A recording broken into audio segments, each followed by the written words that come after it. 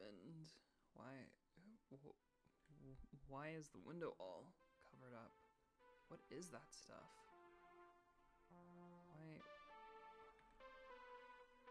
Why is everything failing? What is going on? Oh my.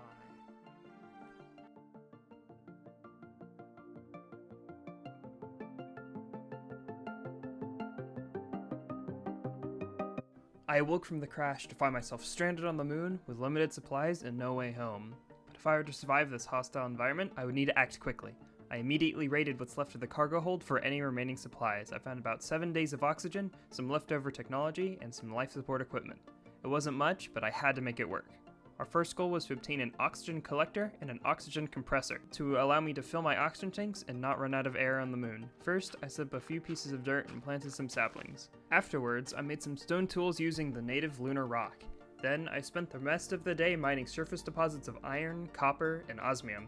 Such metals would be crucial in order to make the required equipment to fill my oxygen tank so I can live another day on the moon. As day 2 dawned, I was still out on the surface gathering the surface deposits of metal. I soon returned to my makeshift base to harvest some of the trees that were growing since I was gone. One mineral that could not be found on the moon is coal. Coal requires carbon from previous life forms to form, which the moon has none. However, using the logs from trees, I was able to make charcoal and begin processing the ores I had collected. On day 2, I also discovered a new challenge, light. Normally I would use torches, but they don't work on the moon. Torches use fire to produce light, but one of the critical ingredients for fire is oxygen. I needed to find a solution. I turned to redstone torches, because redstone produces light without the use of fire, so redstone torches would be our source of light from this point forward. Day 3 was a big day. I had gathered and smelted enough metal to begin crafting my first industrial machinery. The first machine I needed to create was some form of generator. The only issue is, the moon is very energy poor, meaning not many things have energy on the moon. Knowing this, I made a heat generator, which creates energy by using combustible materials. I also made a metallurgic infuser to make basic logical circuits, and finally made an enrichment chamber to make my ore processing more efficient. I finished off day 3 by upgrading to osmium armor and venturing deeper into the cave to find more metals. Day 4 had begun the same way as day 3, gathering metal. And then after collecting some more wood, I also had my first run-in with lunar monsters. Lunar monsters are so much stronger than on Earth, so I had to be extra careful. I then decided to diversify my power generation by creating a new generator. I used an inversion dynamo because I remember redstone contained stored power. I also knew I was running out of daylight, so on day 4 I started constructing a wall around my base to protect me from the lunar monsters during the night. Day 5 was a long day of improving energy infrastructure and mining even more metal. But as I emerged from the ground, the sun had set over the horizon. The first lunar night was here. I hastily finished the wall and took shelter within the confines of my base. I would be safe from monsters, at least. Even though it was night, I was not sleeping. I only had 2 days of oxygen left and time was running out. I started enriching iron into steel using the carbon from the trees. Then I crafted a compactor, a device that would let me press metals into plates and make machinery capable of storing and compressing oxygen. Day 6 was a frantic day of crafting components, enriching iron, and pressing plates. My initial oxygen supply was running out, but soon my efforts began to pay off, and by the end of day 6 I had an oxygen collector, one more machine to go. I had to finish that machine on day 7 or I would run out of oxygen and perish. Day 7 was a critical day in determining my fate. As I was attaching my last oxygen containers, the machine was done. I hastily set up the collector and the compressor, and soon fresh air flowed into my oxygen tanks. I would live another day. I then made a clock, and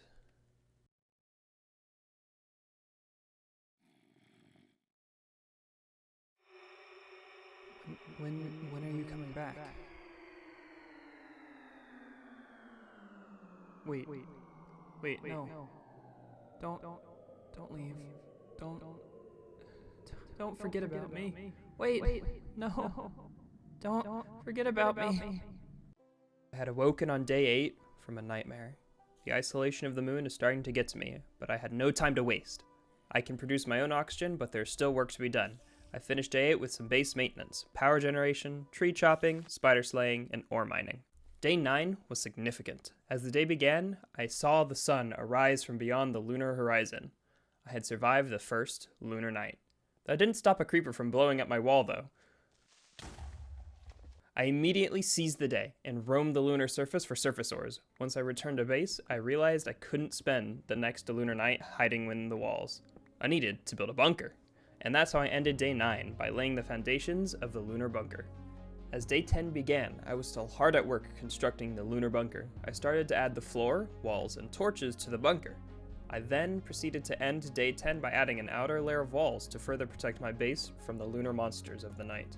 Day 11 was a monumental day. I finished the basic structure of the bunker, and I made a device called an oxygen sealer. This device will check if a room is airtight, and if it is, fill the room with oxygen. Once I hooked it up to power, the bunker now had oxygen, meaning I could breathe inside without oxygen gear, and torches could burn to produce light. During day 12, I put the finishing touches on my bunker and began to move most of my item storage and industrial machinery into it.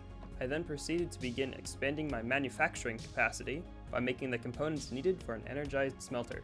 Such a device would greatly improve my smelting efficiency, with the benefit of not using any of my charcoal supplies. Once day 13 began, the second lunar night had begun, but this did not stop me. I continued crafting new machinery and new tools, like the flux drill, a drill that mines stone, ore, and soil, and uses power instead of durability. I also discovered I could make arrow fletching from leaves. Although not very accurate, they would have to do. I began day 14 by using the new bow I had just made. I climbed to the top of the trees I had in my base and got some target practice in. But then after exhausting my ammunition, I proceeded to do some mining, drill upgrades, and more mining. I spent most of day 15 deep below the surface of the lunar crust, drilling through lunar rock, gathering more metals to forge new machinery. And when I wasn't in the mines, I was laying the foundations of a farm to grow food and produce oxygen. On day 16, the farm progress begins to halt, as redstone torches don't provide enough light to sustain plants. And there's not enough oxygen to fill both rooms. I do find a new discovery, however, a watering can. A watering can be used to speed up crop growth, allowing me to sustain myself and worry about the farm another time. Then I head up to the surface, kill some spiders, and collect some string. This string allows me to make a large oxygen canister, allowing me to store more oxygen for a longer time between refills.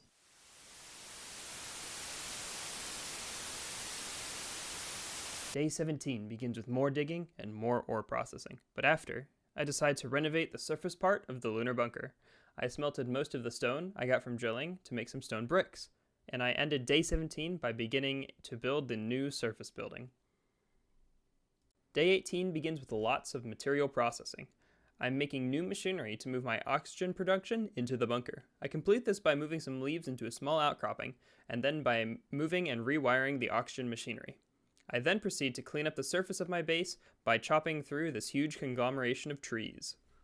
Day 19 begins with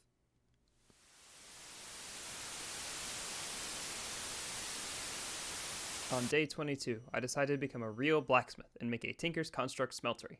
I needed lots of grout, so I made the sand, gravel, and clay required, and by the end of the day, I had a completed smeltery. I began day 23 by creating the Tool Forge, a place for me to forge legendary tools to aid in my struggle for survival on the moon.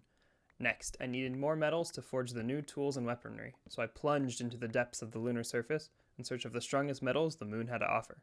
After returning, I needed to solve a problem. The smeltery can only be powered by lava. I was able to make a crucible where I can melt stone into lava. With the smeltery fueled up, I was able to begin melting gold into the needed casts on day 24. Day 24 also consisted of me doing lots of research on the metals I had found, in order to determine which ones to use in my equipment. On day 25, I forged a new set of armor to protect me from the hostiles of the lunar darkness. This set of armor consisted of a steel core, osmium plating, and finished with an electrum trim. I began day 26 by forging a new crossbow and some crossbow bolts. Unfortunately, I have no chickens, so I had to use inaccurate leaves as fletching. I then proceeded to grow some more food, and finally end day 26 by testing out my new gear in the tunnels below my base. Day 27 begins with a lot of farming and a lot of exploring.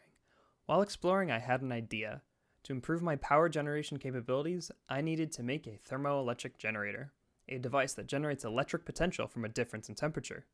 And that's how I ended day 27, by manufacturing the needed components for a thermoelectric generator.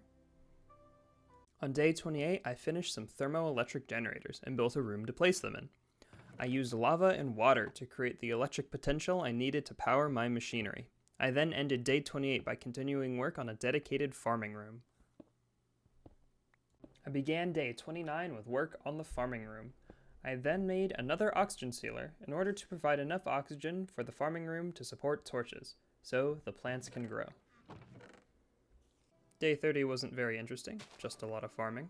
On day 31, I added another ranged item to my arsenal, a shuriken. A shuriken does much less damage, but is much more accurate. I then tested my new weapon by venturing down into the mines. Day 32 is a lot of base maintenance, improving machinery, increasing automation, and growing farming capacity. Days 33 and 34 are a lot of farming. Day 35 is a lot of waiting for materials to process and looking at possible recipes. On days 36 and 37, I do a lot of work on the surface. I clean and flatten the landscape, I tear down the inner wall, and I install a redstone piston door in the building at the top of the bunker. Day 38 has me doing a lot of target practice, both in the caves and on the surface, where it is currently nighttime. On day 39, I created a resources fisher, which allows me to collect fish-type resources from pools of water, allowing me to access more materials like fish, leather, and other miscellaneous items. I spent all of day 40 attempting to fight an enderman, but I was doing so from within the confines of the shelter and with using a water bucket, because on the moon, endermen are incredibly unstable. Attempting to fight them will cause the player to be randomly teleported, which is incredibly dangerous when other monsters are around. On day 41, I begin my most ambitious project, a giant glass dome. I'm able to manufacture a lot of the blocks needed and begin the foundation of the dome at the end of day 41. Over the course of the next 5 days, I spend time manufacturing, placing, and constructing the glass dome, and by the end of day 45, I have completed the basic structure of the dome. Oh, my head. What? This isn't my room. Where am I? Hello? Is anyone there? Hello? Hello?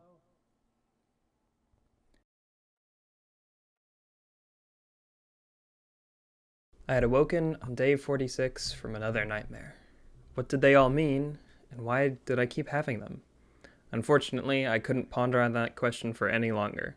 Day 46 had a lot of work to do. I spent most of the day improving the farm with lava lights and improving my machinery by applying new upgrades. I began day 47 by going to the dome and having a look at the stars from underneath the glass.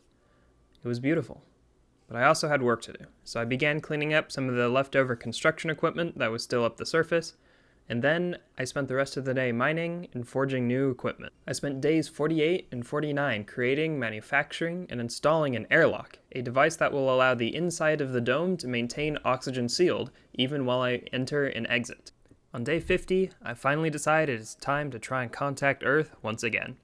So I spend most of day 50 in the mines getting the needed materials for a large satellite dish, and I finish off the day by crafting the dish and preparing some of the other components needed. Today is the big day. On day 51, I finally make the last pieces needed to communicate with Earth. And I turn on the satellite dish, I fire up the display, and I wait for a signal. And I wait. But nothing comes through. I'm unable to get any signals from Earth. Nothing. I'm all on my own, on the moon. After the disappointment on day 51, I spent all of day 52 and day 53 just in the mines, processing ore, and upgrading my equipment. I didn't feel like doing much other than those 3 things. How am I gonna get home? I spend day 54 crafting and manufacturing more oxygen diffusers, so that way the farming area and a few other areas around the base can continue to have oxygen even if there is a hole somewhere that I don't know about. On day 55, I spend most of it dealing with an Enderman that got inside the dome. Again, Endermen are incredibly unstable, so I was very cautious in using a lot of water to ward off the Enderman. Over the next 3 days, I spent my time producing more oxygen sealers in order to fill up the dome with oxygen. However, I underestimated just how big the dome was. It required more oxygen sealers than I could feasibly produce, so I needed to find another solution. Day 59 begins with more mining and exploration, but then ends with me continuing to try to get the oxygen sealers to work in such a big space. However, I was unable to get them to work. The dome is just too big. Day 60 was more of me desperately trying to get the oxygen sealers to please seal the whole dome, but the dome just was too big. I finally decided to seek another solution. Spend most of day 61 just in the mines to replenish my storage of metals and other materials. I spent day 62 and day 63 generally just cleaning up and removing all of the clutter of machines and cables, pipes of the failed oxygen sealers. On day 64, I figured out a solution. I needed to make an oxygen bubble distributor. This machine would create an oxygen bubble that would fill almost completely the dome. There was a few spots around the edges, but for our purposes, it was good to go. And once I had oxygen in the dome secured, I'm able to begin making a vertical airlock from the bunker to the dome, and to do some landscaping inside the dome to make it look nicer.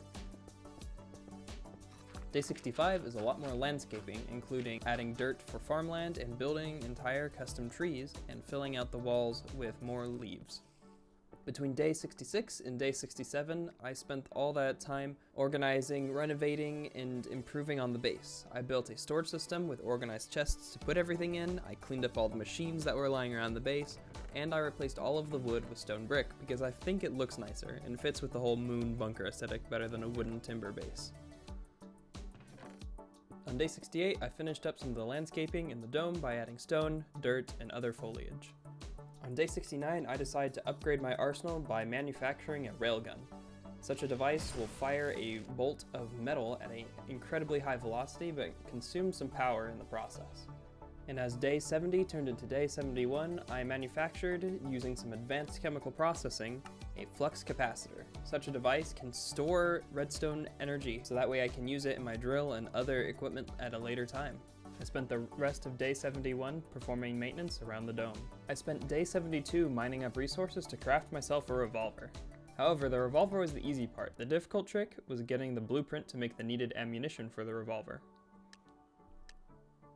Now, the blueprint requires blue dye in order to make. However, without lapis, my only chance at making blue dye is salvaging wreckage of the spaceship. The only issue is, it is a very slim chance to actually get the blue dye from salvaging the wreckage. So on day 73, I did just that. Unfortunately, I did not get any blue dye, so I wouldn't be unable to use the revolver. On day 74, I was feeling quite demoralized.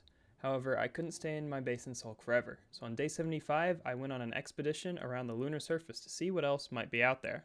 However, I was ill-equipped for such an expedition, so I had to quickly return to my base. So on day 76, I prepared by gathering up some more resources from surface deposits on the moon. On day 77 and day 78, I spent the time charting the lunar surface, but I had to be extremely careful because lots of monsters were spawning in the lunar darkness. On day 79, I accidentally angered an Enderman and nearly died trying to get it out of my base and end it.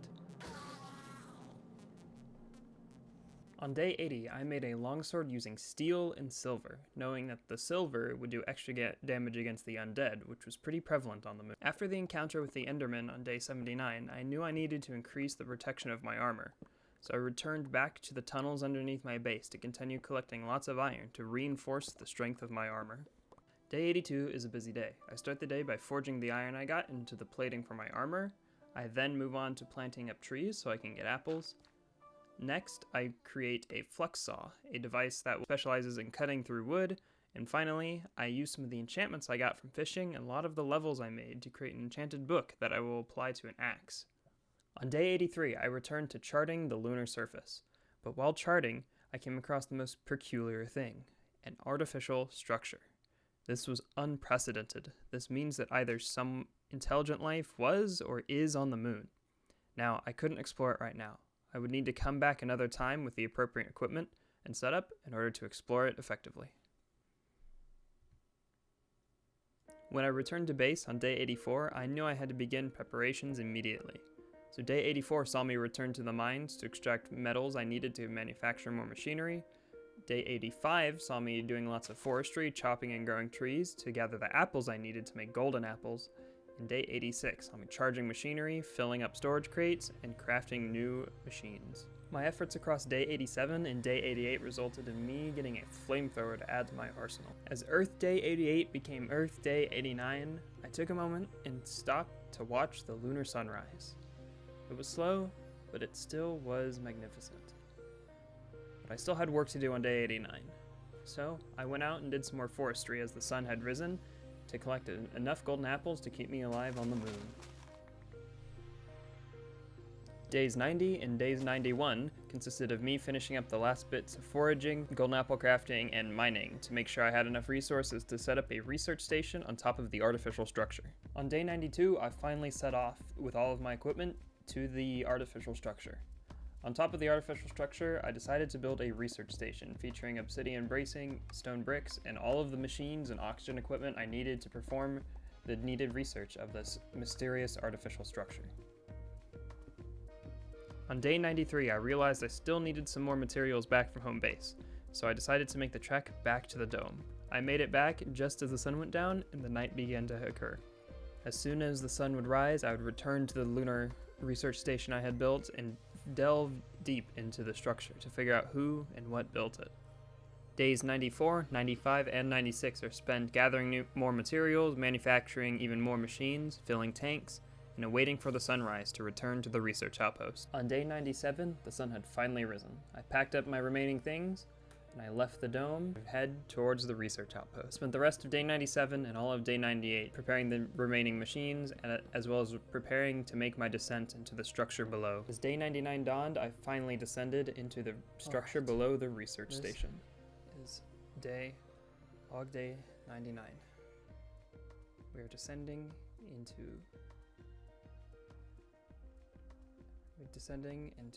some sort of artificial structure. Now, this could be built by humans. This could be built by extraterrestrials. But whoever built it must have had the energy to do so, energy to get here, and get wherever they need to go back. So they must have some left.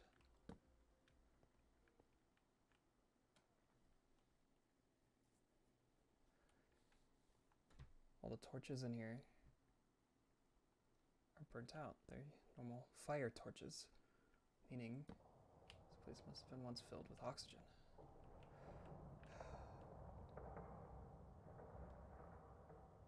It's a chest.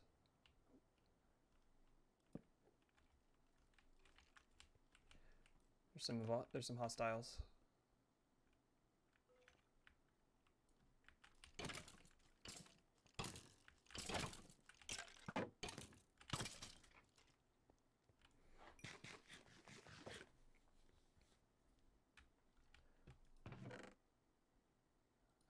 Golden apple, cheese, music disc.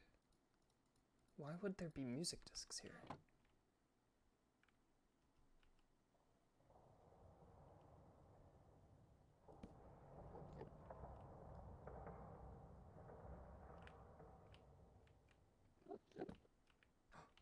There's more hostiles.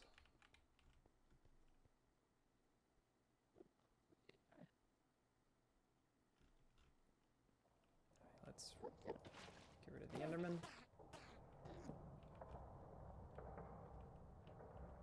the Enderman to leave.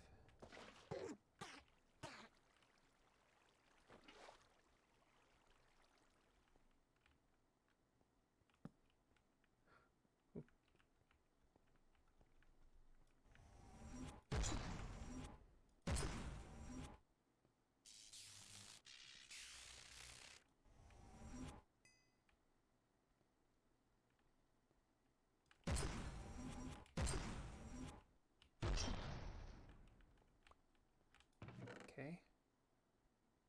Heavy duty shovels, more food, and metal. whoever built this had sufficient knowledge of metallurgy. Let's hope they had a sufficient knowledge of chemical engineering as well.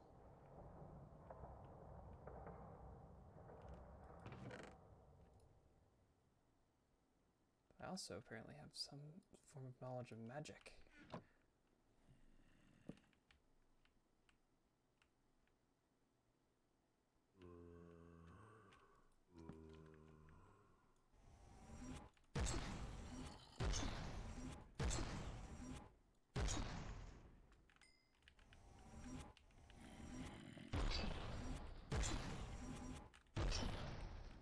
Alright. Get rid of it. Alright. We have to get rid of this one too.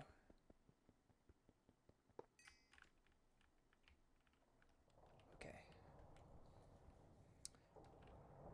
These caged structures are very similar to ruins found on Earth.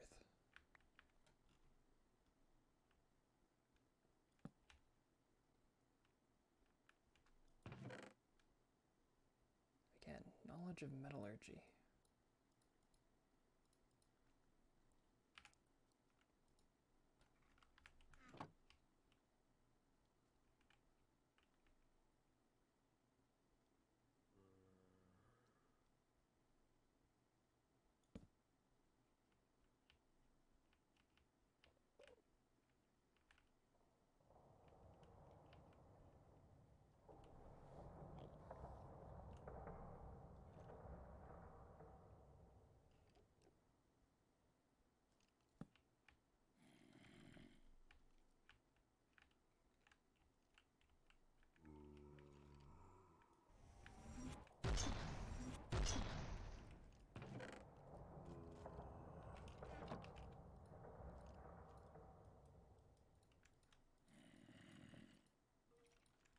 Alright, we're gonna switch to low light torches. We're out of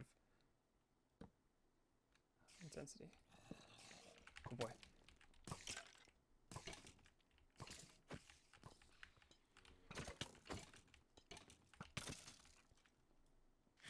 Alright, we're gonna have to run in and neutralize the cages.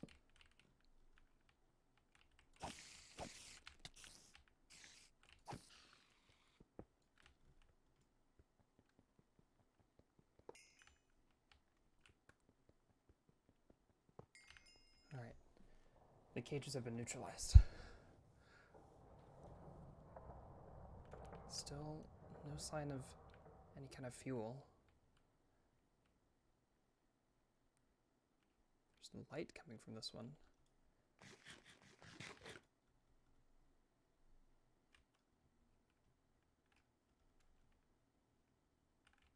Oh boy.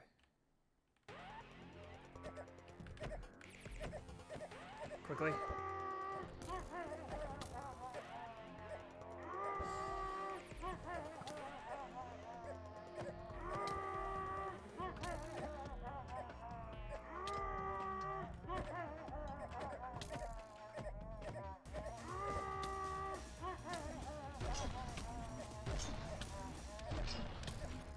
You're no match for modern technology.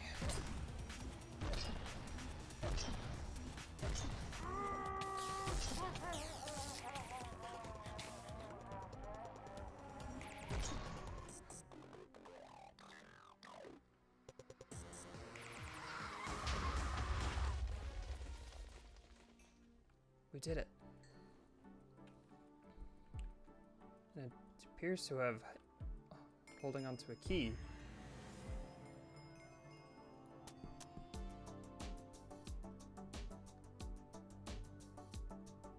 Does this key go to this chest?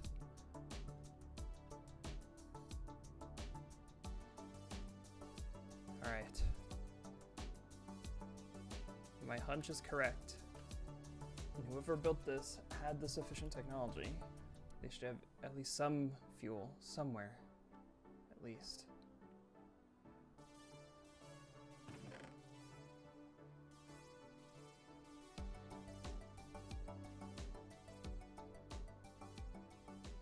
I had done it.